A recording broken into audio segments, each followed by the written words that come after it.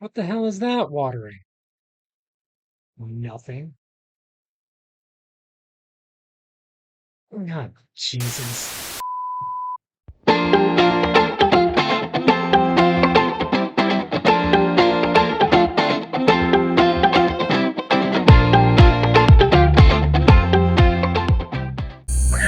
Good morning, garden friends. So we're back out in the garden, and as I'm going down this mission where I want to make my vegetable garden more efficient, obviously I've got these 2 hydroponic towers going now. I also have my water wall set up. I also need to address some of the irrigation issues because I've been watering a lot of dirt that doesn't have anything planted in them. And I think we've all been in the same situation where our garden's not watering as efficiently as it should be. We're probably wasting little bits of water here and there. We may be aware of it, we may not be aware of it. I want to go through, fix all the irrigation issues, and really make sure everything's watering the way it's supposed to. I've had irrigation leaks that I have neglected for months. I have irrigation emitters just clogged up or not watering anything. I want to address all those inefficiencies. I want to be very intentional with the garden space that I have. And I think that's how we become more efficient. So that's what we're gonna do today. Stick around, maybe you'll learn something. So walk your garden, and if you find a wet spot, that's where your leak is. And I laid all this irrigation a couple years ago, and I don't bury it super deep for this reason specifically. If you have an irrigation leak, you don't want to dig 12 inches in the ground to get it. And you can see this is a section that I've repaired before. I've got probably more fittings than I do hose in here. We've got 3 leaks along this one stretch that's probably about 2 feet long. So I think I'm going to cut the whole thing out. Did I mention how loud cicadas are? So the whole section's replaced, leak free. So now we move on to the next.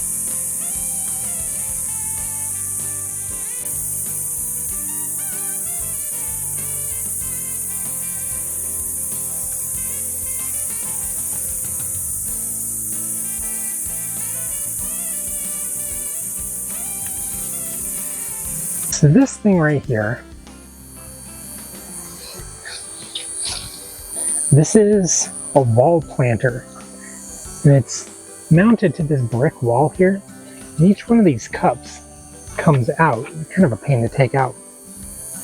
But the plan is that I can utilize more of the vertical space, which is something I can do. I have vertical space. I don't have a lot of horizontal space because I've got planters everywhere. So what I'm going to do with this is I actually want to tie this cap here into the irrigation system down here, where you can see where the pipes are going in the ground, so that the wall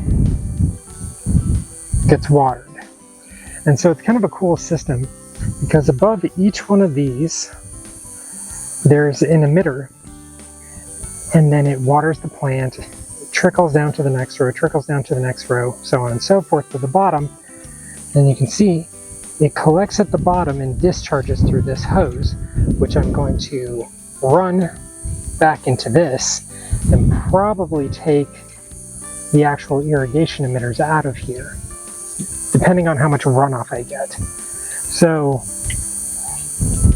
the goal is that I want to save as much water as possible and reuse as much water as possible.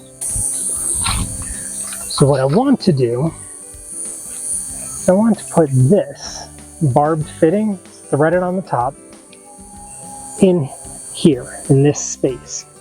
And then I want to run the irrigation tubing that came with it all the way up to the top corner over there. So I'm going to kind of mess around with it, make sure I have enough, and bring it back in a second. A few moments later. So it's really convenient. This kit came with the tubing, And it came with the nozzle for the tubing, and this is threaded to go on a conventional hose, which is really convenient. However, the barb fitting is not a conventional size thread for a garden hose, so it's much smaller. But it came with an adapter, which, credit to them, that makes life so much easier. So you just put those three things together. So these, you'll see these sorts of things. Unscrew this, feed the hose in, thread it onto the barb, and then just screw it down, and it tightens the hose to where it needs to be. And that's it. Now you just run your line to where you need it to go. So I got it run all the way to the top, and it runs down the back over here, then alongside this bed, down to here, where I'm tapping into the water main.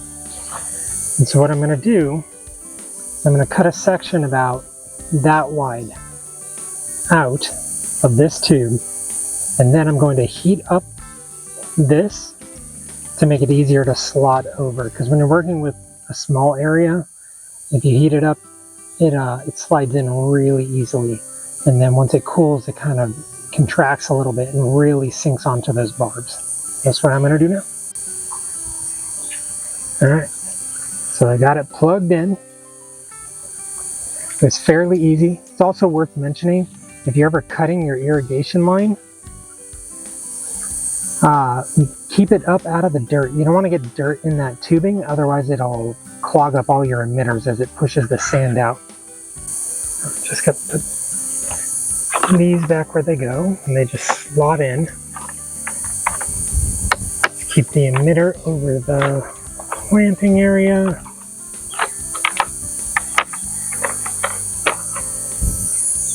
Yeah, so let's cut on the water and see how it works. So now all the emitters are running. The water seeps in here, collects in a little reservoir, and just trickles down all the way to the bottom, where it starts to fill up. Yeah, and make a giant mess. It's working. It's collecting in the bottom, lots of water, and then it comes out here. And you can see it's putting out a fair amount of water. And another thing to note, if you're adding a bunch of emitters into your garden, you're going to want to go through and adjust them, because you're going to be messing with the pressure. And so at the end of your line, you may have little to no pressure if you add too many emitters. So one of the things I want to address are these irrigation lines that are going to every one of the beds.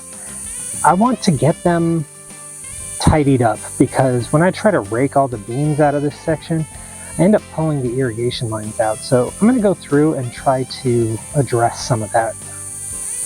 And this was always my plan, was to address these.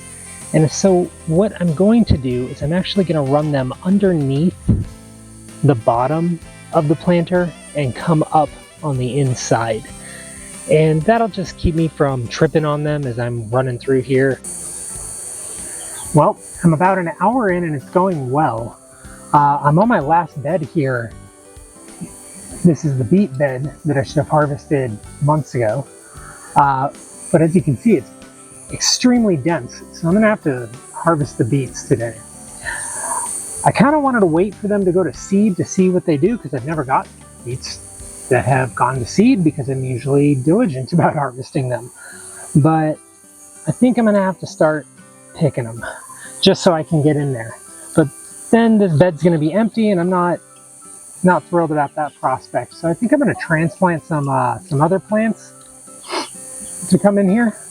But yeah, beets are one of those things. You either love them or you hate them. They always taste like dirt. My wife really likes pickled beets, so I think I'm going to try to pickle the beets. I've never done it before, but yeah, otherwise what am I going to do with 30 pounds of beets?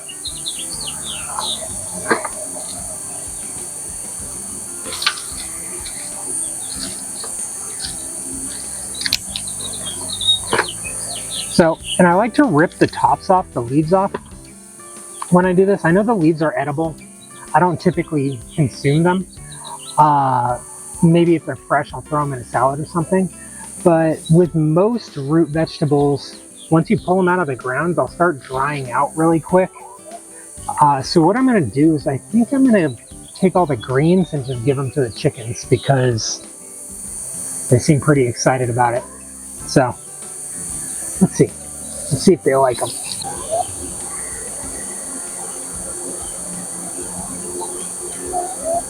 Maybe.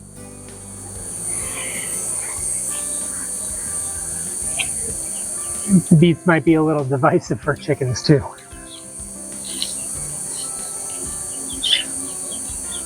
So this bed, all of these beets I planted, there's a couple varieties in here.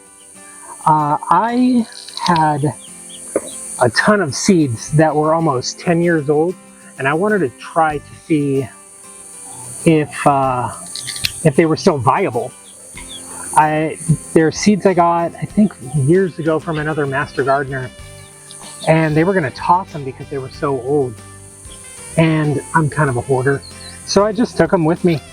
They expired in 2015, so don't sleep on expired seeds. If you've kept them in a cool, dry place, they can still grow.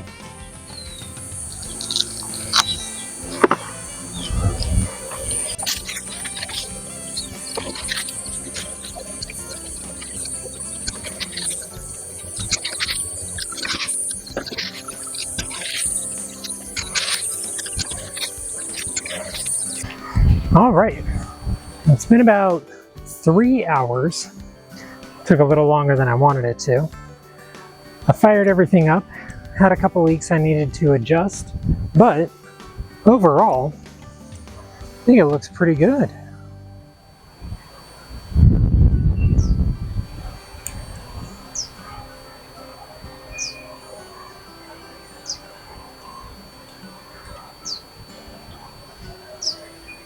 I got irrigation run into the green stalks, so that's working.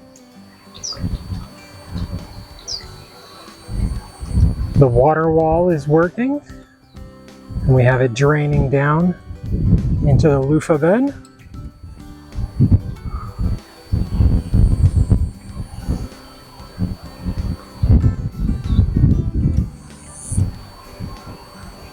And everything looks really happy.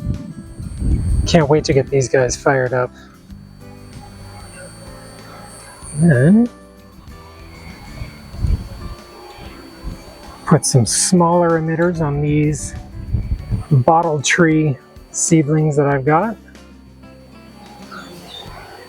And this is that beet bed.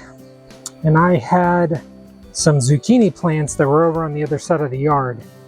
And I moved them over here because I think they'll do better over here, although they are pouting right now because of the transplant. But overall, the garden is looking good. So thanks for coming along this journey with me, the journey of efficiency.